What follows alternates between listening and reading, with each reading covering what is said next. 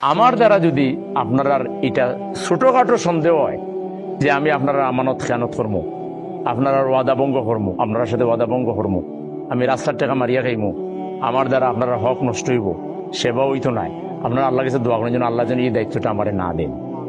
আমি জাহান্নাম কামাই করতে চাই না ভাই। আপনারা লাভ করতে আইয়া আমার নিজের লস করার তো কোনো দরকার নাই।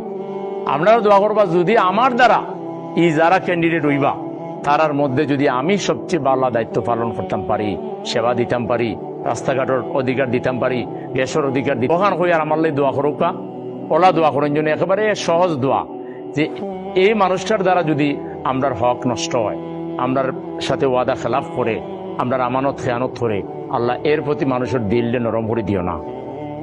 আর যদি ও মানুষটার দ্বারা আমরা বেশি খেদমত হয়, আমরা বেশি খামলা খাটবো, ও মানুষটায় আমরা লাগে বেশি ফায়দা করবো, তে আল্লাহ সবার দিলটারে তুমি যে যে দলই করো, দল মত ধর্ম বর্ণ নির্বিশেষে আমরা হকলে মিলিয়ে ও বেটাটারে ভোট দিলাম।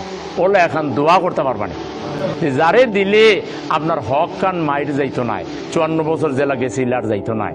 যারে দিলে সাদার আপনি ডাইরেক্ট বাঘ না পাক্কা গুনার বাঘটা আপনার পাওয়া লাগতো না। ডাইরেক্ট বাঘ তো আপনার দেয় না যে সাদা নে তুলে, কিন্তু গুনার বাঘটা আপনি পাইতা নাই। সান্দার গুণা, জেনার গুণা, দুর্নীতির গুণা, ঘুষর গুণা, ওটা যারে দিলে আপনার নেওয়া লাগতো না।